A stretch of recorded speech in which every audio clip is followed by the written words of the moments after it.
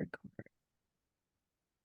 All right, welcome everybody. We are back. Fifth Element Free Church Saturday sermons. No, wait a minute. Sorry, we're so yeah, it's been a while since we've done a sermon, and we are psyched because we're back with one of our faves over here. This is Dr. Marcia. Dr. Marcia Schaefer. She is a chiropractor in Wisconsin, and I feel bad even calling you like a chiropractor because there's so much more to what you do, like so incredibly much more. The chiropractor actually feels incredibly limiting when I use that word for you. So I am going to be quiet and I'm going to let you go ahead and tell everybody what you and your ministry is all about. All right, so take it away. Awesome. Thank you. So yeah, I am a chiropractor by trade. That's what my degree is in. I graduated in 2010 from Chiropractic College in Palmer, so in Davenport, Iowa. So I am one that I graduated and actually had a lot of disdain for my profession. And that's not the best way to graduate, to be like, oh, go like tell the story and spread the word and do whatever you're going to do. And I'm like, okay, I don't agree with some foundational things that we have learned in school. And so that started a journey for me. And it's come full circle, and joining Fifth Element and creating the healthcare ministry has finally allowed me to actually actualize into more of what I saw but couldn't communicate 14 years ago when I started all of this. So that's a big piece of what I do now. Having the Doctor of Chiropractic degree is one thing, but like in any education, it's not the education that matters. It's what you do with it and to become the student of life afterwards that actually matters. So I think one of the best ways to kind of share the paradigm, because people think, right, chiropractic is back pain, neck pain, right? Like, or I want to get this outcome, so I'm going to go to a chiropractor. I would like to maybe shift that a little bit. And one of my favorite ways to explain it is the fireman and the carpenter.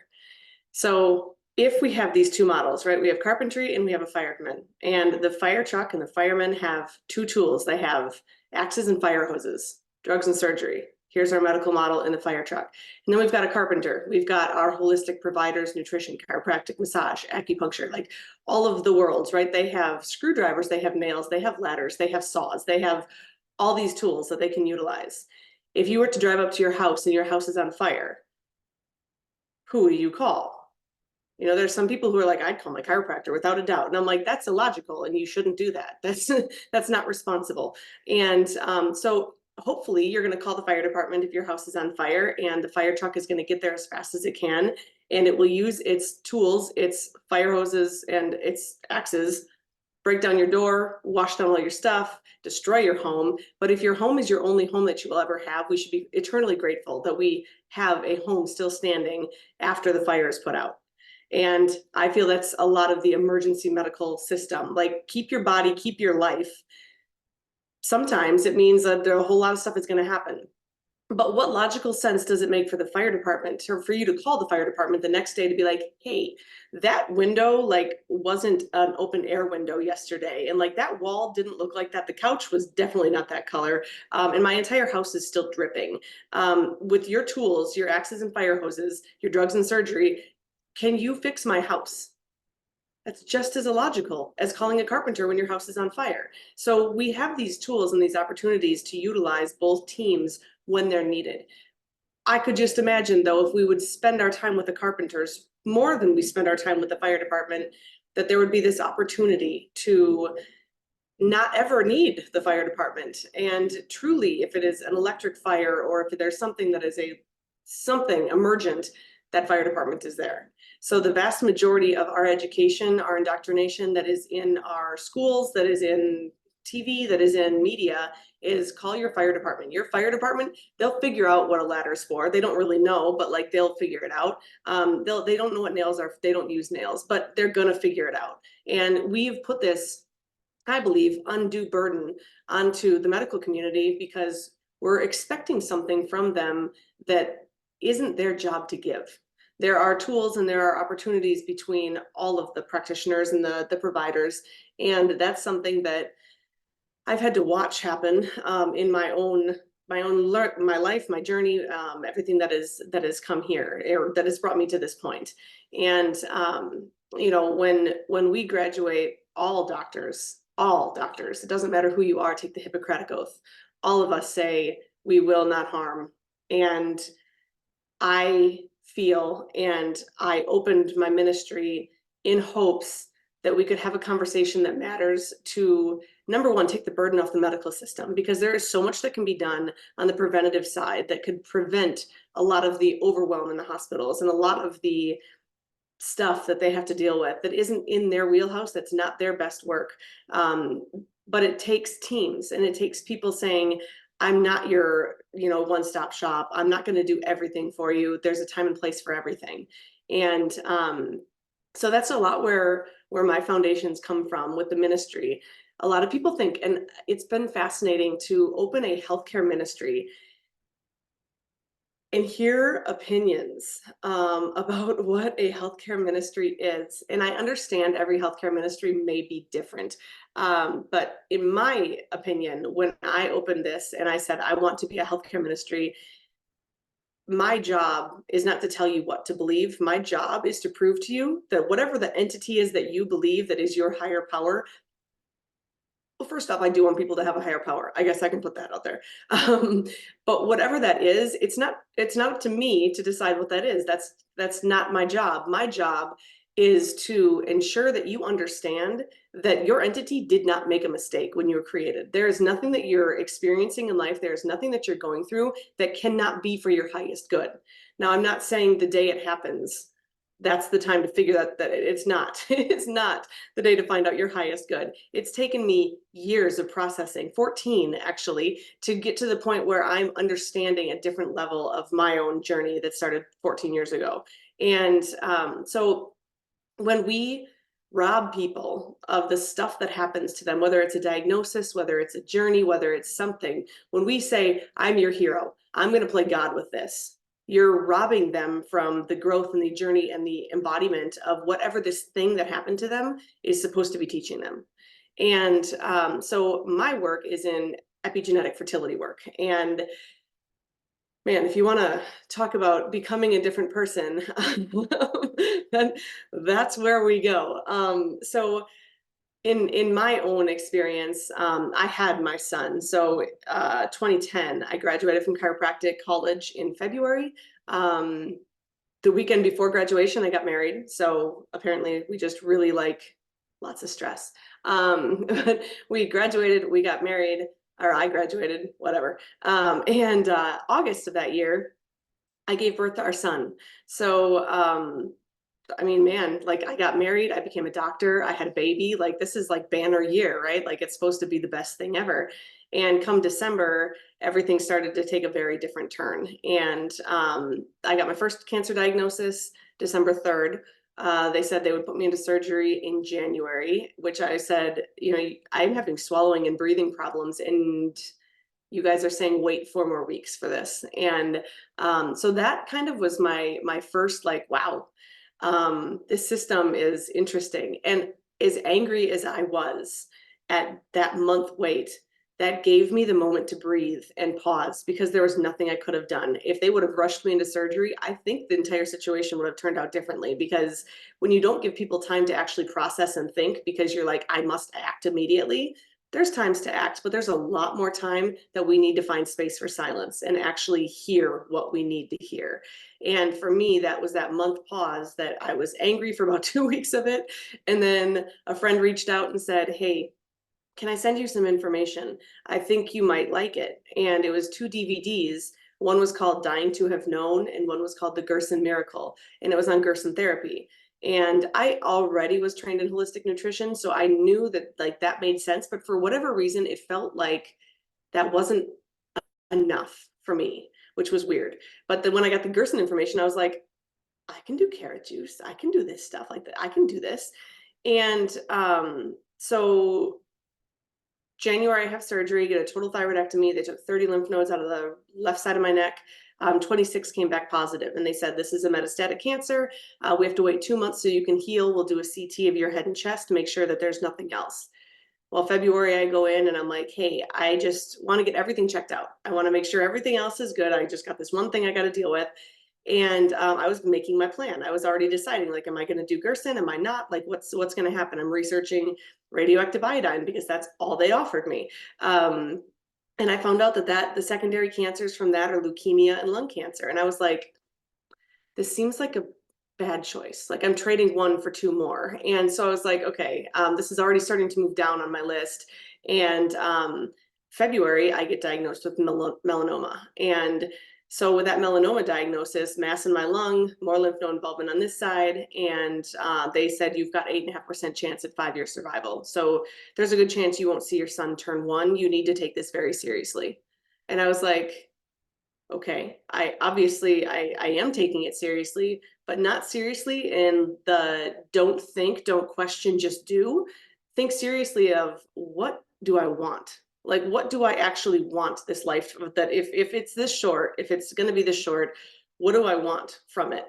And I made a very, in hindsight, crazy decision at that time, and I just surrendered to everything. And I was like, if I listened. For the first time I think in my entire life, I just actually shut myself up and I listened, and the just overwhelming message that came through was, if you survive, you're going to spend the rest of your life empowering people to show them how powerful they are. And it was this thing that I could not shake. And so I was like, okay, I guess that's what I need to go. So I'm going to try to do everything I can for higher quality of life. 100% Gerson therapy. Like, it doesn't make sense to me to do chemo and radiation. Not that I'm not saying that that's not the right path for somebody else, but the thing that now, in my wisdom and outside of my anger, I used to be the person that was like, no chemo, no radiation, it'll kill you, blah. And I'm like, you know what? If somebody felt as strongly as I felt about Gerson therapy, about chemo and radiation, I hope that they do chemo and radiation, because there's a good chance that they will survive and they will do well. But the problem is, we've got our own beliefs that we try to push on others and not let them be the hero of their health journey. We try to say, I'm your hero, I know more. And so in healthcare, I feel that this is just a overwhelming, every practitioner's got this like God complex of like, I know what's right for you, I know the best thing. And it's not to say that I don't know good things for people, but I'm going to give my suggestions and you get to make your decision. It's not up to me to make that decision for you. That's not free will, that's not medical freedom, that's not you. And again, am I creating a stumbling block in your journey because you're supposed to have a different experience? I'm not the one who got to dictate that journey. So I went down to Mexico because you can't do cancer treatment in the United States that doesn't have chemo and radiation. So I went to Mexico and spent my 2 weeks at the clinic. I came back and did 2 years of therapy, really strict therapy. But I think I did Gerson for like 6 or 7 years. It just wasn't as strict as my first 2. But 6 months after I came back from Mexico, so April I came back from Mexico, by September I got scans and I was cancer free. So a lot of people think, Gerson healed you. And I said, I don't think Gerson did. I think Gerson gave me this completely different way to look at my health and think about my health. But I had also accepted death. I had said, if I'm not supposed to be here, then take me. Like, stop doing this. Stop giving me these new diagnoses to deal with, and just let me go. Like, if I'm done here, I'm done here. But if I'm not done here, I need to know what I need to be doing. And I had not done Gerson because I thought it was going to cure me. I didn't do it because I thought, this is the thing that's going to do it. And a lot of people still think that. They're like, you did Gerson because you thought that was going to heal you. No, I did Gerson because I wanted the highest quality of life that I could possibly have with my family in the time that I have left. We've got this whole idea that, like, we can cheat death and we can somehow beat death, and it's like, that's literally the guarantee that you're going to have in life, is that you're going to die. So why are we scared of it, and why do we run away from it, and why do we fear it so much?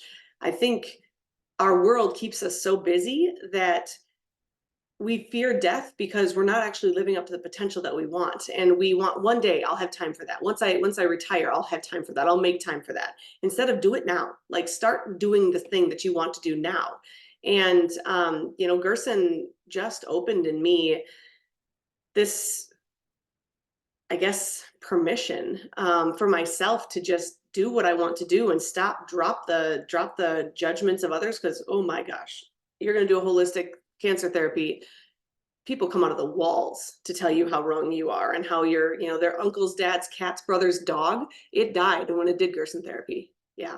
And I'm like, cool. Like, all right.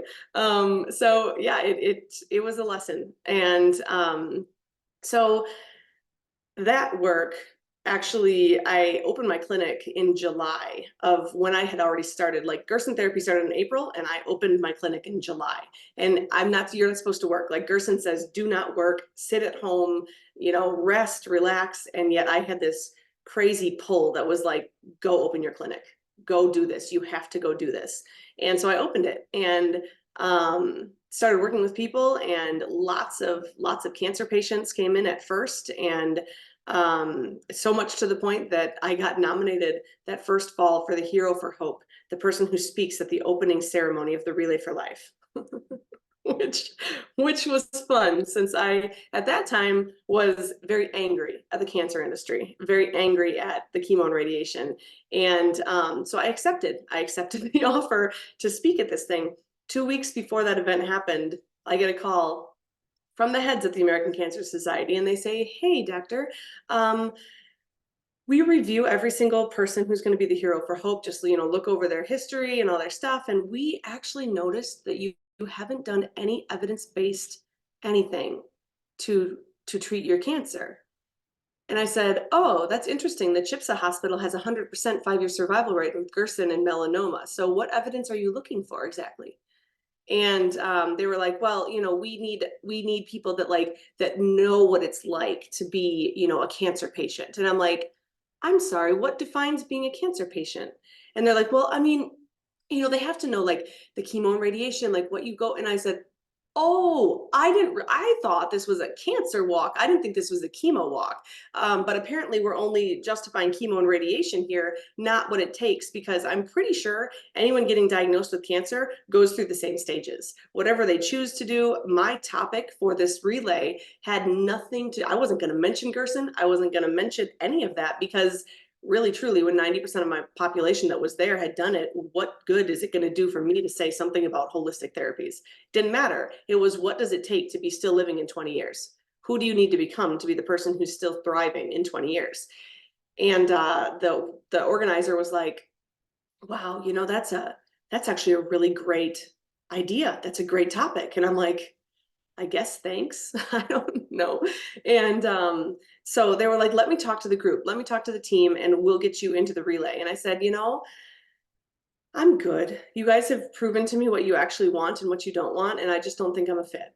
And you know, it was at that point that I was like, people don't have a choice in this country. This is not okay. And I started speaking out, and my message has gotten kinder over the 14 years. I've flexed a little bit and relaxed a little bit. And ultimately, even today, like, I don't care if you're going to do chemo and radiation. I do not care. I don't care if you're going to, you know, go sit in the woods and fast for weeks at a time. I don't care. I care that you have the choice to decide whatever you want to do, and you're supported in that choice, because it's not up to me to demand that you do a certain thing. So that's kind of where I started getting into my first preconception or fertility case, I guess I could say. I was at a Chamber of Commerce dinner, and the woman came to me, and she saw my carrot juice and she saw my stuff, and she was like, we're having like wine and au gratin potatoes and steak. What are you doing with rabbit food? And I was like, fair, I get it. I said, well, I'm on Gerson therapy. It's this, you know, holistic cancer therapy. And she's like, really? And so this started this conversation, and she's like, do you think chiropractic could help with fertility? And I said, well, I don't know. If your nervous system works better, everything's going to work better. So I'm sure it's not going to hurt you. It's going to be good for you.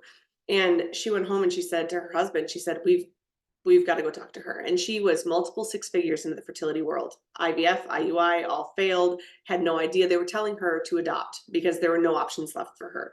And not, I have nothing against adoption. I feel like our souls that are supposed to find us are going to find us in whatever way they're supposed to. But again, if my job was, let's get you pregnant, this is what my push is. What if you've got a baby that's supposed to be adopted by you first? And of course, I'm also not saying adopt and hope that you get pregnant, because I know people say that too. But can you be silent, and can you actually pay attention to what your body and what you're being told to do, instead of, I need to force this outcome that I think that I want, instead of listening to and calling in what I want most, and letting go of how that's supposed to happen. And there's so many ways to become a parent. And you know what, I was talking to one of my moms yesterday, and she had been dealing with 7 years of infertility by the time she found me, and 11 years total. And there was this, goal, get pregnant. And I was like, no, this is the wrong goal. The goal is not about getting pregnant. It's about getting healthy. Because when you're healthy, fertility is a natural byproduct, because fertility is a sign of health. And so she said, okay, well, let's start working on health. Well, in the meantime, she ends up adopting a little girl. And after she had gotten pregnant with her twins, then in our work together, I went up to the hospital to just check on her. She was in labor, and I was like, I just want to come say hi, check you out. Like, how are things going? Or how are things? Yeah, how are things going? And the nurse walked in, and the nurse, like, she didn't even realize what she said. And I was just, all of us that were in the room, I think she had a sister there. So her sister, husband, her, and I were all standing in there talking. The nurse comes in and she goes, oh, 11 years, you think you're going to give those boys a hard time for making you wait 11 years to get them? And all of us just like stopped talking. And we're like, why would you say that? And mom's like, I wouldn't have my daughter if I hadn't waited. Like, this was exactly what was supposed to happen. This is how it was supposed to happen. And like, all of us were just kind of like, oh my gosh, just the lacking awareness of, there's journeys and there's things that happen, and wild. So yeah, I worked with this one lady that said, I'm your fit, like, I think you can help me. And she's our first set of twins. So the journey kind of started from there. And people would be like, oh, I'm on letrozole, I'm on Clomid, I'm on this, I'm on that. And I'm like, I don't even know what these things are, right? I've never dealt with infertility, so it's never been a struggle for me. And to a fault, people say, who are you to work on infertility? Who are you to speak about infertility? You don't know what the journey is like. To which I say, I understand 100%. I get it. I have never dealt with infertility. I agree with you. Would you like to trade getting diagnosed with cancer 3 months and telling your kids and your husband that you're just gonna die before their first birthday? What would you prefer? It's not about the battle of whose story is worst. It's not about that at all. But there's a reason that I do this work. And I actually feel, because I have the history that I have, I'm able to bring a much more balanced lens to it, because I don't have an emotional pull to the fertility side. I believe, more unjudgmentally, I guess, I don't know, wrong word. But I believe I can look at the picture, and I can ask different questions, because I don't have a lens that is clouded by any side of the fertility journey. So I started researching IVF and IUI and all the drugs that are needed for fertility treatment. And it is the most heartbreaking thing ever, to research what we're doing to our moms, and what we're not telling them about what's going on in the fertility world. And so I continued to work with couples and just say, I want to get you healthy. I want to get you healthy. And I would learn about more drugs, more procedures as I was going along. We're up to 175 babies now. So we've got 9 sets of twins, 175 babies born to obviously 164 families. But actually, I don't know. We were talking yesterday, and I was like, I don't actually know my couple count, because we have like 3 and we have twins. And I'm like, we technically, like, certain moms have, or couples have had more than one baby. So one of the things that I chose to do to increase my training was to get trained as a pre and perinatal birth educator. And one of the things that I did in chiropractic college, was actually learned about Bruce Lipton, Dr. Bruce Lipton. And Bruce Lipton is one of my favorites when it comes to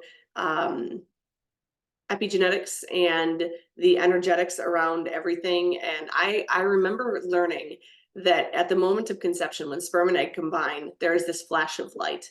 And I was like, that is the coolest thing. Like, and I've heard, you know, the energy that you create the baby with at conception, the energy that's between the two people at the moment of conception is the energy that stays with that baby for the rest of their life. And it's kind of like that foundational piece that's there. And I was like, this is really, really cool. But it's also not like we're going to do this or you're going to take this. Like there's another component that's above all of that that we have to pay attention to. And so in epigenetics, that is a piece that I look to in the fertility space, because if we ultimately want to stop cancer, I've got a big mission, I've got a big goal, and my big goal is that I want to close children's hospitals. And I don't want to close children's hospitals because I don't like medicine. That has nothing to do with it. I very much believe we need a wing. We need a wing on every hospital that is a children's wing. I am not denying or oblivious to the idea that kids will still get sick, kids will still get hurt, but there should not be entire children's hospitals dedicated to sick kids. Like, we're going the wrong way if we continue waiting for them to be born, waiting for these pregnancies that are dangerous, waiting for people to be sick before we actually take action to change things. And so it made sense to me, especially in my profession. So the group that I teach with internationally, they're very, very pregnancy and family wellness focused. And then I'm the weirdo who's coming in and going, yeah, so healthy pregnancies start with healthy preconception. And they're like, you're going to teach for us now. And so I started teaching for them. The International Chiropractic Pediatric Association is the group that I teach for all over the world. And that has helped my research even more, because I do feel that it's not just about the literature, right? So I'll talk about, I'm evidence informed. I am not evidence based. I will never for one day say I'm evidence based, because every piece of evidence in the scientific literature is trying to sell a drug or a procedure or you have to look at who is funding these studies to actually understand this is not in your best interest. But I will read the studies to see what is actually happening in the studies and to work with the physiology that's in there. So I'm very evidence informed, because I'm going to take it through my lens instead of their lens. And that's where I've created all my protocols. That's where I've created all of my work through, is reading that, but then understanding that there's an energetics to it as well. And that's where even my logo for Meraki, our church, if you look at our logo, it looks like a lotus. But if you actually look at the lotus, the bottom of it is a textbook, and then it's a lotus that comes up. So it's balancing the evidence and the woo and bringing it back together, and understanding that there's a nuance in there. And so that's where the church came from, and my desire to have that ministry. And I think one of the biggest things that I can provide people with a ministry is just the idea that we are not who we could be without the challenges that face us. It is the stuff that happens to us. And I know it sounds cliche, and I know everybody talks about that, but it's one thing. I was the book nerd that would read every single personal development book. And I was like, yeah, this sounds great. Yeah, I'm going to be a better person because I'm reading this. No, you're not. You're a better person because you act and actually integrate the book. But there's not a lot out there that teaches you how to integrate that, because it's integrated through our daily actions and our daily choices and how we think differently about the world that we're in. There were scientists that actually did a big study. They were trying to build a biodome in the desert. And so they put this huge biodome up, and they were like, okay, we need to get water in here. We need to get trees in here. We need to build up this whole biodome. And they did. And they planted their trees, and their trees grew, and they only got to a certain height before they'd fall down. And they're like, oh, it was a fluke. It was just a fluke. It's fine. Let's build the trees again. They plant the trees grow to the same height and fall down again. And they're like, one more time, maybe we just we're totally wrong, but let's do this again. Third time, trees fall over at the same height. And they're like, okay, something is wrong with this. This is not turning out how it's supposed to be. And what they realized is there was one component missing from their biodome. They had no wind. There was nothing pushing against the tree, which makes the roots go deep and actually stabilizes the tree so the tree can get taller. And, you know, I see that as our struggles. I see that as our stressors. I see that as the stuff that life throws at us. It's causing us to build deeper roots and get in there to understand, why is this happening for me, not to me? And so Bruce Lipton, actually, there's in the epigenetic space.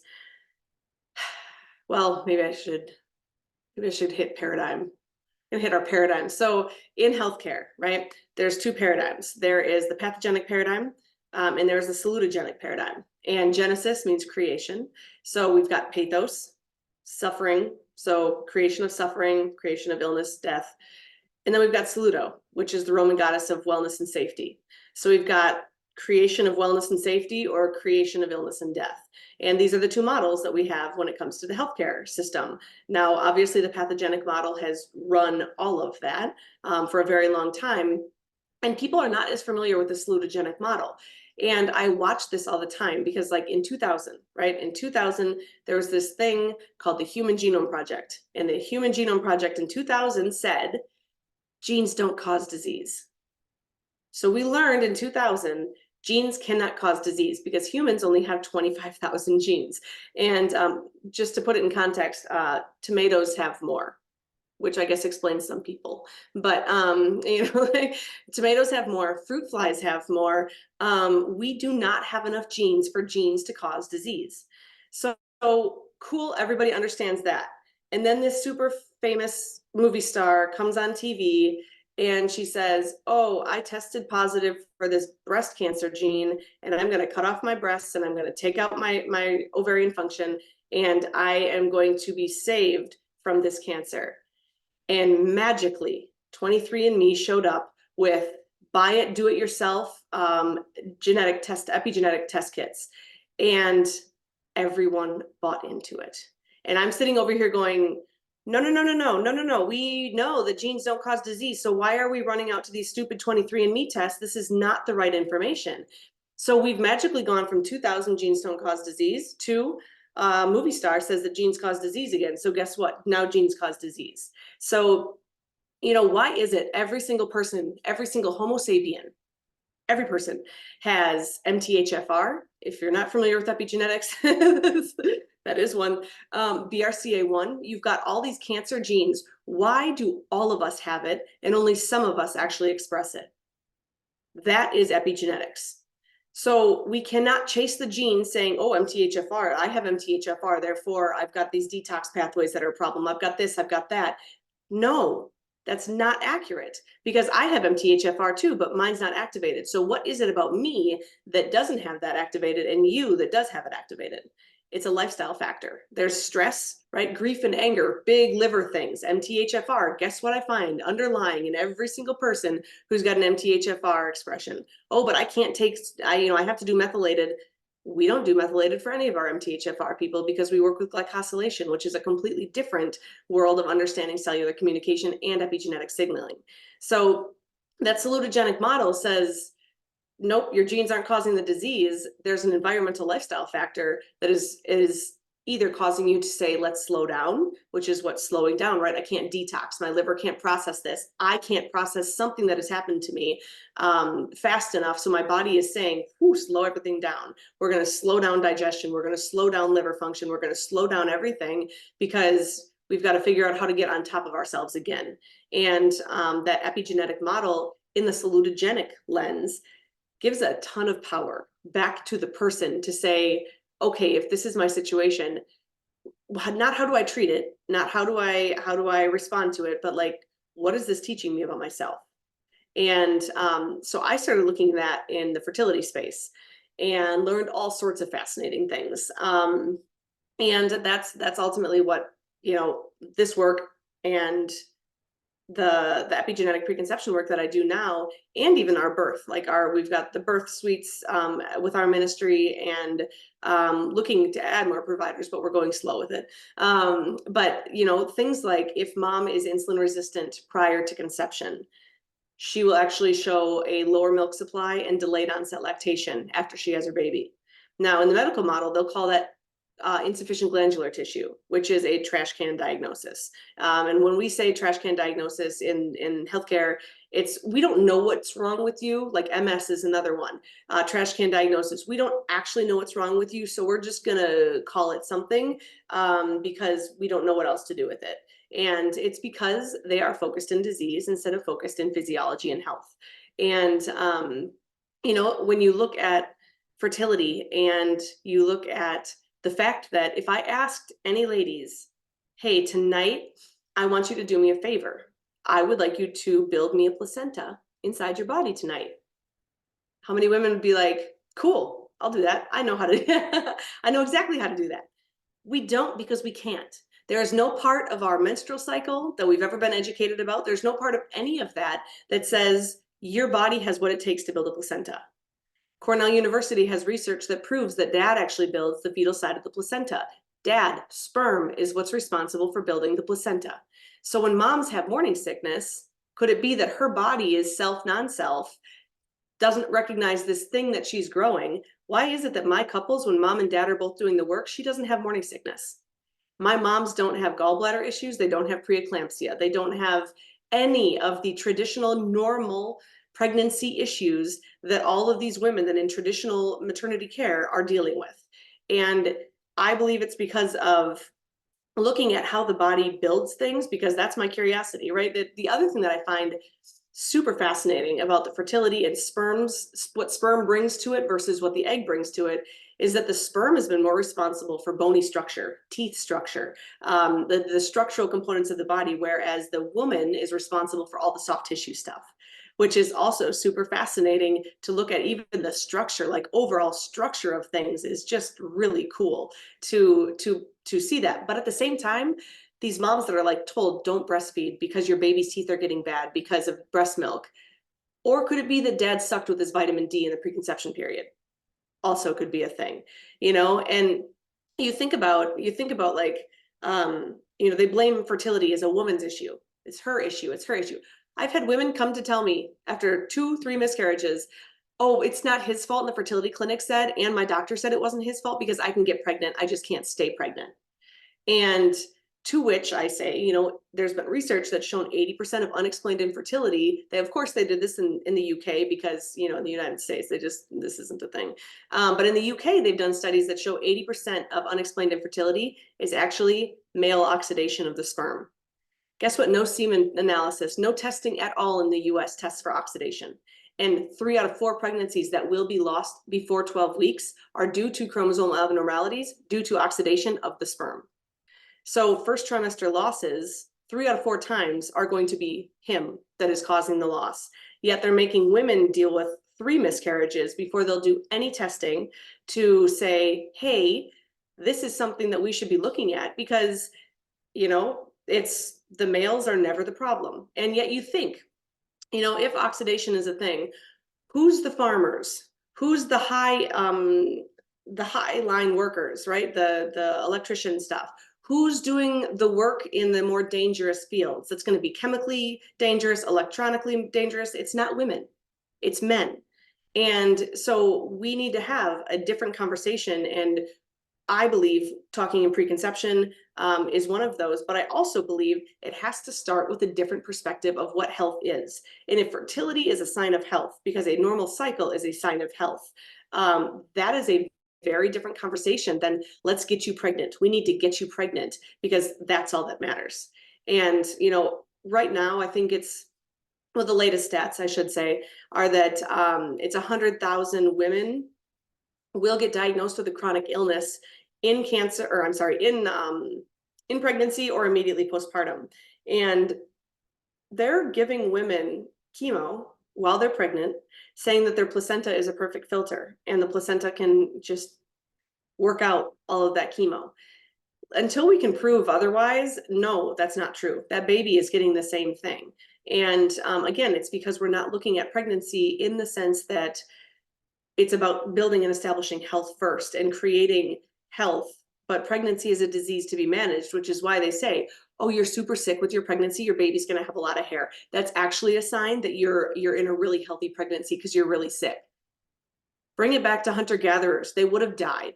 There's no way that these HG, the hyperemesis moms, would have survived a hunter-gatherer world. That is not accurate. It is not true that the sicker you are, the healthier the pregnancy. But when you're using pregnancy as a pathogenic disease process instead of a normal, natural, physiologic process of sign of health, the questions are going to be different, the perspective is going to be different, and everything that you do is going to be different. So yeah, that's a lot of where my work is now, because I do feel that we're raising the next generation. We're raising the generation of kids that will take over the world. And what kind of world do we want? And I have moms and dads both that will say, oh my gosh, like, what are we doing? Do I want to bring a baby into this world?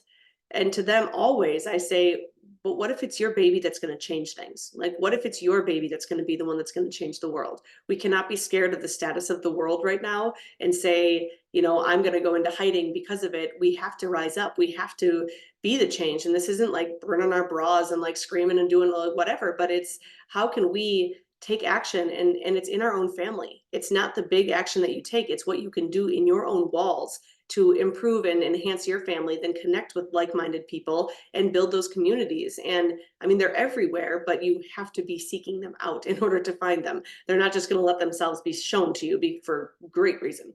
But I wanted to bring up one case.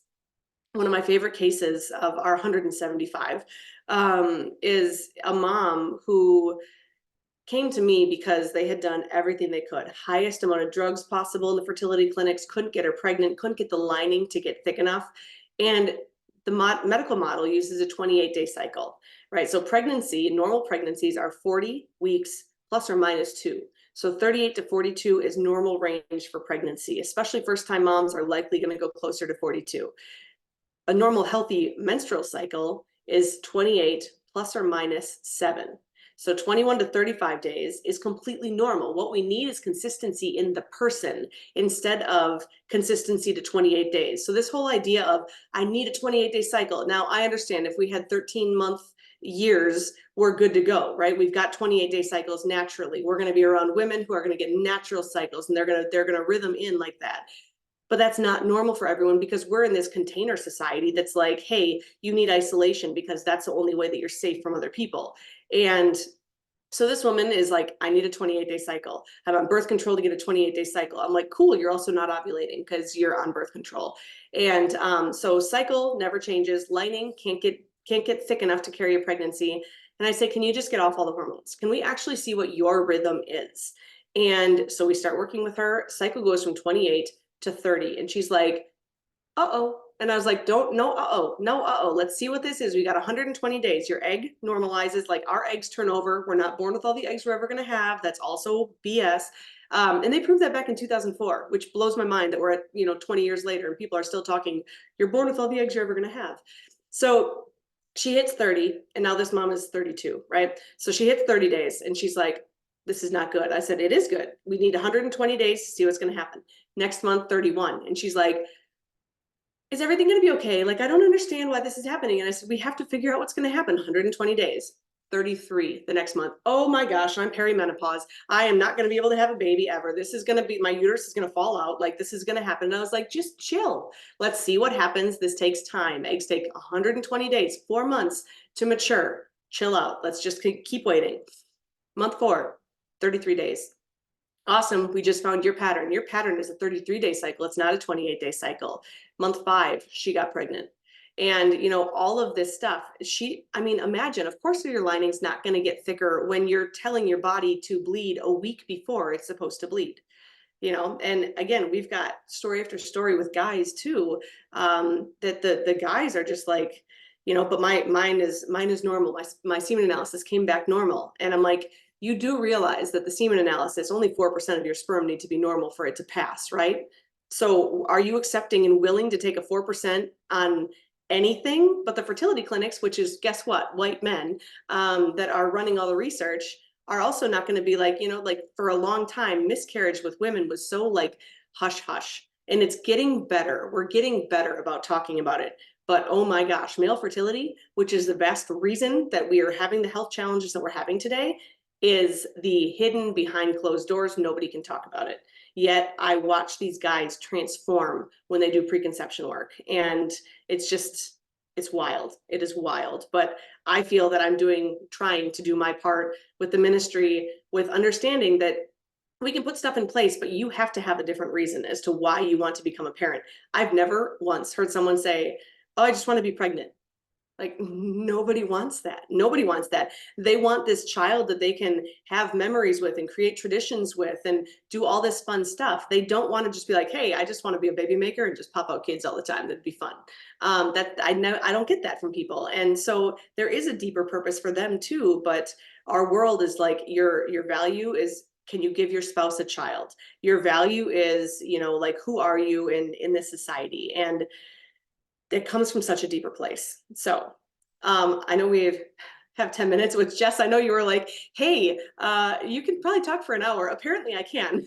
Yeah, Nicole said that. She's like, she's so worried about filling the space. And I was like, I know, this is Marcia. Like, Marcia's an Aries. She does this where she just I'll kind just start of, talking. yeah. So, okay. okay.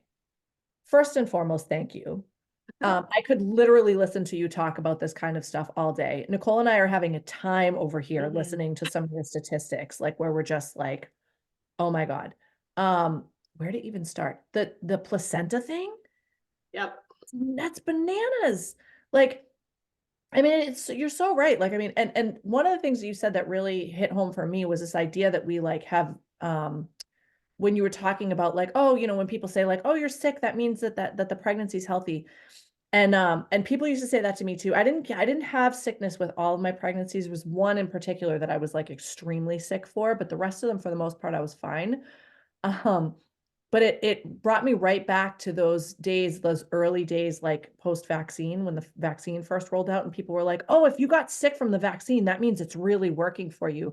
And that whole, like, how many times have you heard that, right?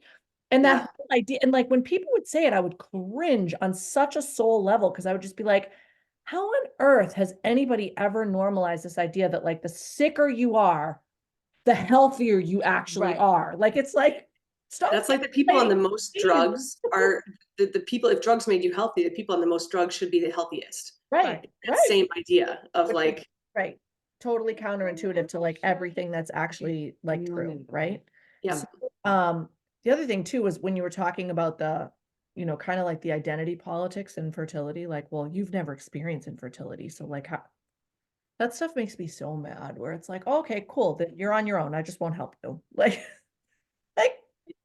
Well, I've gotten that more times than I can count because they're like, you have, I guess I didn't mention, I did get to go on and have another baby. So, I've recovered, had another baby.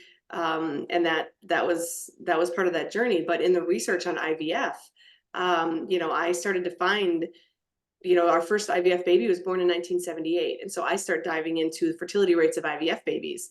And I have between 50 and 100 docs at every seminar. I was teaching 26 weekends a year when I started in 2015. And I've asked at every single seminar. I have now met 3 chiropractors who are IVF babies and able to have babies naturally. The rest have all needed fertility treatment. And when you think about the egg sends off these pheromones to attract the sperm, IVF injects the sperm into the egg. So you don't get free choice from the moment of conception. They're choosing the sperm, never letting the egg's pheromones come out and say, hey, sperm, you're the one that I choose because I feel that this is the like when you think about that at the most core fundamental piece, like, again, I'm not bashing IVF because there's a time and place for everything. But if we were thinking about a soul level and energetic level, if the egg is choosing the sperm and at the core of egg and sperm combining, you didn't get to make that choice. And again, I don't feel that there's extra people. I don't feel that there's extra. I believe every single person that makes it to this planet has a purpose and a reason that they're here. And so, like, I don't believe there's extra people. And at the same time, I'm like, what journey is this supposed to be teaching us? Like, what are we supposed to be learning from this? Because that's big, from a soul level. Are those the people that are, I mean, I don't know. Yeah. Oh my God. Oh yeah. I love what you said about at conception there being a flash of light, which I've never heard before, but oh my gosh. that makes perfect sense. And I love that. And just what you, there's so much I didn't know. And clearly, I mean, fertility's never been anything I have had a passion about. If you don't know, Marcia, I am in healthcare, but never have been drawn to fertility or pregnancy issues or anything.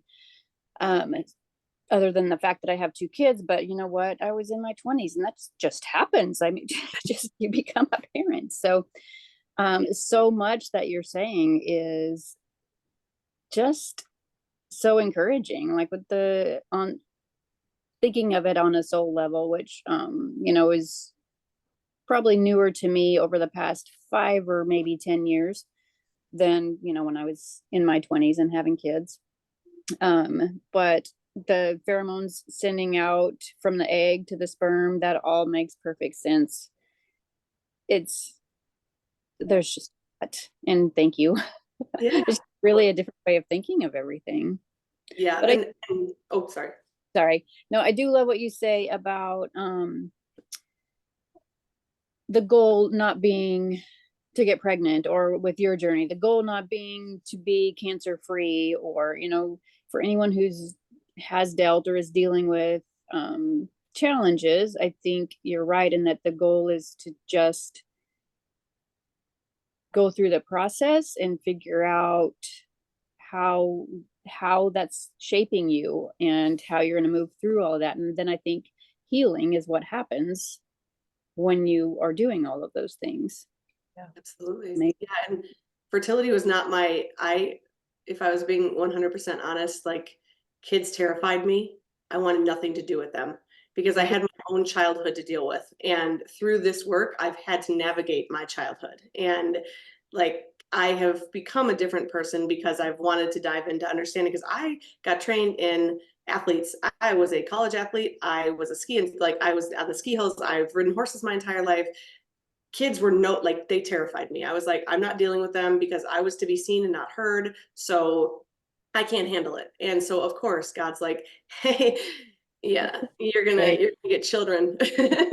So, I've gotten much better. And at the same time, I do feel like one of my soul pieces is, if I can help the parents change the narrative in their head from their childhood, they will be different parents, because they will respond to themselves differently. And if they can respond to themselves differently, they will be completely different parents. You can't just tell a parent to be a better parent. They're not aware of their own emotions. So of course they're not going to be able to be adaptive and responsive to their child's emotions, because no one ever gave them grace or compassion when they were having a hard time. So how are they supposed to magically find it? And, so I think that was my big, full circle, I needed to do my work to be able to bring it to my families, because I couldn't do it either until I started actually learning how to navigate my own stuff. Yeah. 100%. Huge. The men's health piece. Oh, Are you kidding me? Like that. And it's never talked about. Well, that's because the men are never talked about or blamed. No, You ever. don't blame the men. So I belong to a group on Facebook that's called "The Bar for Men is So Low, It's a Tavern in Hades." And it's literally, I'm gonna invite everybody to it. Like, I keep saying that, and one day I need to sit down and literally invite all of you, because it's this type of thing that they talk about, right? Where it's just when you ever said that or I don't remember the exact word, so I'm paraphrasing, but basically the threshold is 4%. 4% of your sperm need to be healthy in order for you to pass the test. And I looked at Nicole and I said, because the bar for men is so low that it's a tavern in Hades, right? Can you? But look who's published the research. Who has published all this research? Women are not there. Right? So we're doing research. I read a book when I was pregnant for the first time. So we're going back, 16, 17 years at this point, and it's called Birth. I can't remember who wrote it. And it wasn't particularly long, but it was basically this whole idea of about, late 1800s. So a little more than 100 years ago now, men created obstetrics. Oh, right? oh, And yeah. up until that point, right? Birth and fertility and everything, it was all women's work, right? We were all just kind of handling it. And then all of a sudden men realized how lucrative it would be if they created a whole medical field around it. And then basically since then, we've been on this terrible trajectory of, turning pregnancy into a medical condition and all this other stuff. It was a fascinating feed. Have you researched the history of a chainsaw? No, God, no. Ready? I have not. Do I You want might want to. You I- might- well, it has to do with birth. So that's how the chainsaw Mhm. was. Yikes. I Yep. can't. Are you familiar with the Flexner report? The what? Yes. I'm So not. Flexner report. So the Flexner report was written by a medic or a Okay, English I've heard teacher. of it. Okay. Yeah. So Flexner is Rockefeller time, right? Rockefeller's an oil baron, right? Got all the oil in the world, richer than whatever. Not a Yeah. lot of commerce in the early 1900s. And so he's like, what do I do to make money with this stuff? Oh, it's the vertical integration of petroleum, right? Into medicine. Yes, they took the alkaloids from the plants and they said, you know, what is the healing property? Doctor is everything. Like doctor is everything in the early 1900s. Yeah. The Rockefellers partnered with the Carnegies to accredit the schools. And they said, if you use our tools, drugs and surgery, we will accredit your schools. We will make sure that everything is good, but you cannot use herbs. You cannot use plants. You cannot, like, it's drugs and surgery. So Yeah. that's why medical model now is the same way. You don't get like, and when I see people being like, your doctor should know, I'm like, no, actually they shouldn't. Their education is not in this, and it's not to their fault. Their foundation is in coal tar. Like coal tar and petroleum is their thing. In that time when they wrote the Flexner report, that's the first time the word quackery was brought in. To anyone that didn't do drugs and surgery was now a quack. So like 8% of midwifery went down at that time. That like the all of the deliveries, like to knock a woman out to do the deliveries, that's when all of that started and the obstetrics started. Like, yeah, the history of birth is horrifying. Yeah, And my understanding is it was all around, basically all around that same time when they were building the medical schools on the Rockefeller and Carnegie money. Homeopathy was, that used to be what they called medicine, like that was medicine, and that was all out as well. And then, like you said, termed quackery. Yep. So yeah, it's a really, it's infuriating. Really infuriating. Like it is. literally having a time over here. Like you Yeah. almost brought tears, like anger. I almost had angry tears. Like at one point, Yeah. where I was like, "Oh my God." One more, not really a question or maybe an observation, but kind of a question for you, Marcia, is that I do see patients. I work in urgent care right now, and it's a longer story, doesn't matter. But I see a lot of patients, and I see a lot of young patients. I'm going to say 30 and under, or 25 and under, where I mean, just from an observational standpoint, the hormone levels are not right in these youngsters, men or women. I don't know what you're going to be doing in the next 10 years when some of these people are trying, if they choose to have children. Like the men don't have any visible signs of adequate amounts of testosterone. Let's put it that way. By 2045, sperm counts are supposed to be 0. It's What did you just? it's very close. By It's close. 2045, sperm counts are supposed to be 0. Oh It's God. very They're scary. destroying testosterone very quickly. It started with the Snackwell 80s, introducing high fructose corn syrup. If you get high fructose corn syrup in there, now you're changing the insulin response. If there was a teeter-totter in insulin and estrogen, or I'm sorry, testosterone and estrogen, or the teeter-totter, insulin is the driver that's going to change testosterone to insulin, or estrogen. Why can't I talk? And estrogen to testosterone, which is why it switches in men and women. And that insulin response, that's why metabolic flexibility is the number one thing with every single couple that I work with. They have no hormones. And the other thing is the stress that people are under. That cortisol is going to drive your insulin response. It's going to drive down your thyroid function. Yeah, we're destroying the hormones, the adrenals, the fertility of future generations. And yeah, I'm hoping that I'm on the game changing that. We put all of our couples on these guys on Oura rings. So they can track their heart rate variability, because ultimately, like, again, I'm not the hero, I'm a guide, but I want you to become aware of what your sleep scores are and what your heart rate variability is and how you adapt to stress. Because if I can help you see how you're responding, now you're no choice to be more consciously aware to what's going on. But yeah, there's a whole population of, and not even to jump into this one, but there's an entire population of men who will say, I will pay for anything she wants. I will pay for fertility. And I'm like, hey, guess what? You not doing the work means I'm not taking the case. because you need to become an actual male and support your spouse that wants to have a baby, because last time I checked, she's not asexual and she's not going to get herself pregnant. So carry your weight, because 60% of your baby's epigenetic expression is you, 40% is mom. Like, I have a little bit of anger toward men on that side, but we do also get amazing men that are like, I'm in, I want to do this work, whatever it's going to, if it means my wife is going to have a great pregnancy, yeah, sign me up, you know, but there's always that bro group that I'm like, you are the beta males. There are few teenagers or 20 somethings that I see, so few. And I probably work in, I will admit that I have a unique sample size, and it's a small sample size, but a lot of my patients that are males, say between 15 and 25, that, and I don't know a lot about hormone levels, but I think the fact that they don't have enough testosterone, they don't even know what they want, or how that's a problem, or how to be a man, or what a man should be concerned with. Like, it's just a cycle. And if we don't break some of the nutritional stuff, and like you said, doing the work and helping them figure out that is not normal, it's not okay, it's going a terrible place.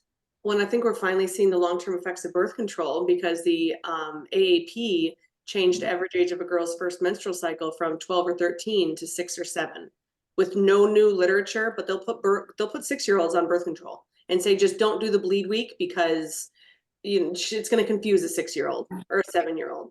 And that's okay. Like, doctors are doing that, and they're saying, well, it is what it is.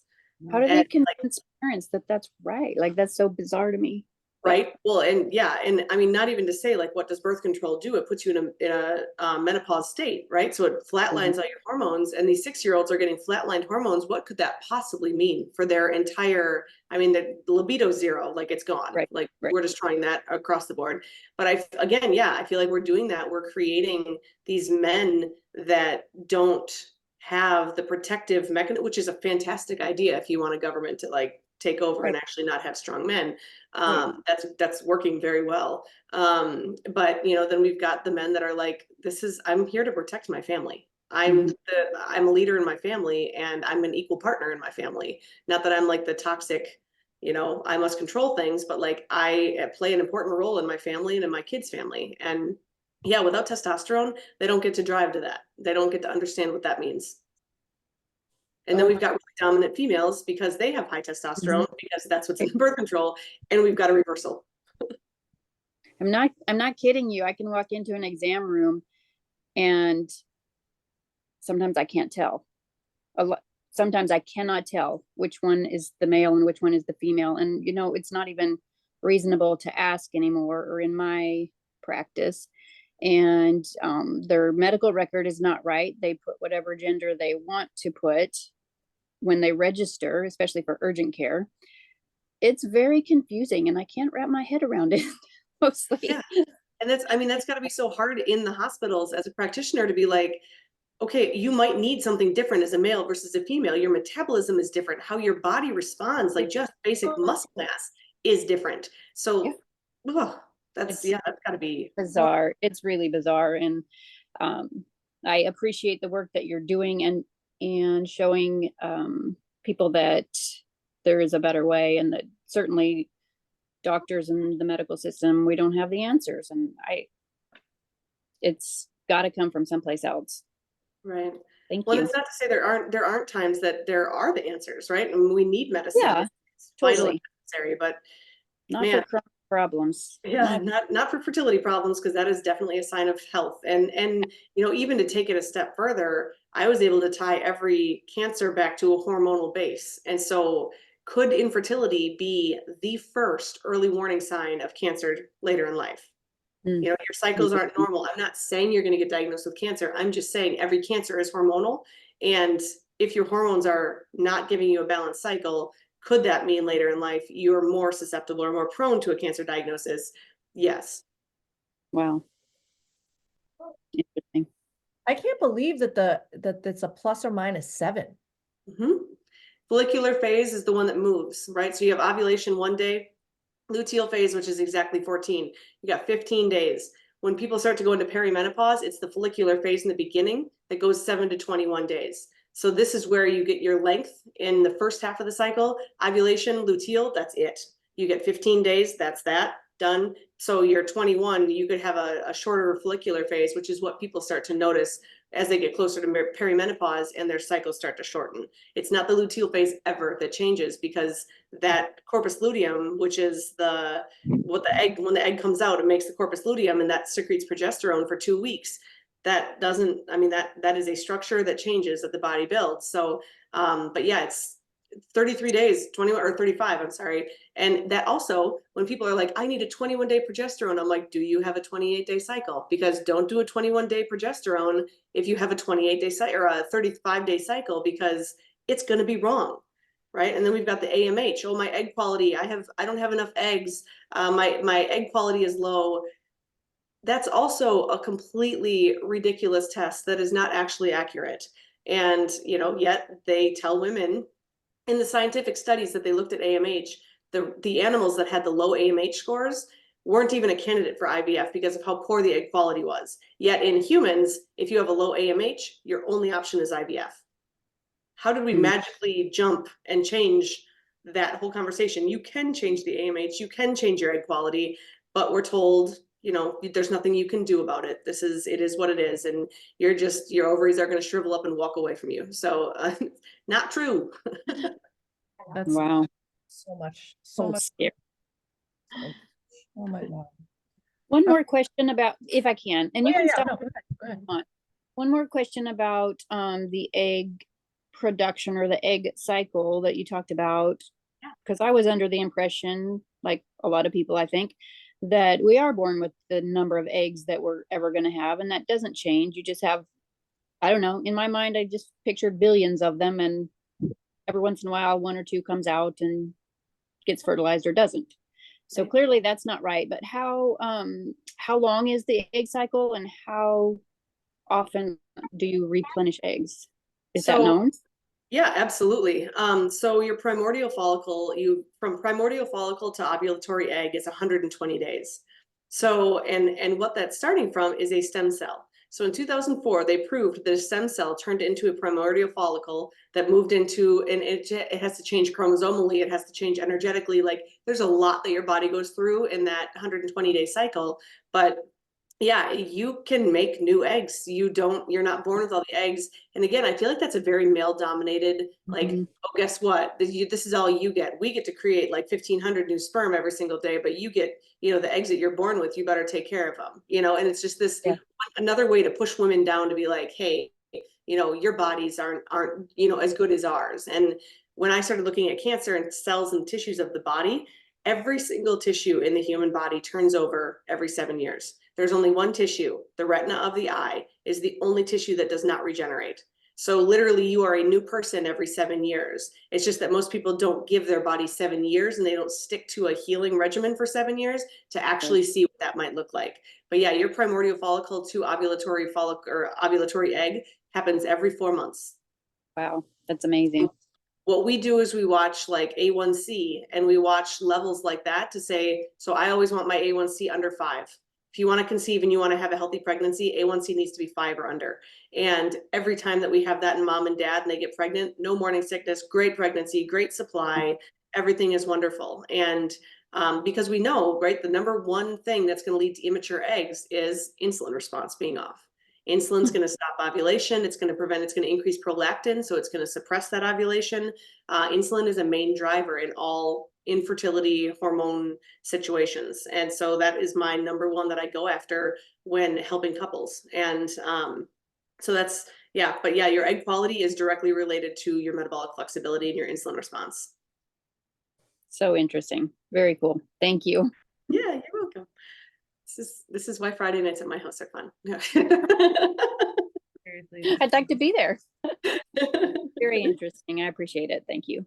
Yeah. Totally. Sorry, my kids are getting restless for lunch over here. Yeah. All right, Dr. Marcia, thank you so much. You're welcome. We've been dying for you to do a sermon for a while, and I feel like we're going to make you come back because you are a plethora of very interesting Very interesting stuff. Yeah. A 5E virtual retreat. Oh, God, yeah. Yeah. We gotta do Virtual retreat. All the speakers, every ministry doing a thing. all of it. Oh, it'd be That'd so be cool. Yeah. That'd be awesome. I'm convinced that is necessarily, this has been so insanely insightful. Yeah, really has. Thank you. Thank you so much. You're welcome. Um, Glad it was. I was like, I hope I'm not like. It's so cute because you're texting me and I'm like, look at Dr. Marcia having imposter syndrome over here, not knowing what she's going to talk about. I'm like, this bitch, she knows exactly what she's going to do. She's going to be fine. I'm like, cut it out. We're talking. If I start talking, I don't stop talking. So Yeah, same. I'm like, you'll be able to fill the space. All right. So good. All right. Thank you all for being here. We appreciate you so much. And we'll see you next month, right? We got, Yeah. who do we have next month? Dr. Mackenzie, I think, Mackenzie. right? Mhm. So, Ooh, Good. yeah. Thank you. be No. prepared for an amazing. Be prepared for an amazing sermon if Mackenzie's. I'm psyched. I'm psyched. All right. You guys have a great rest of your weekend and we will see you soon. You Thanks. too. Bye-bye. Bye-bye.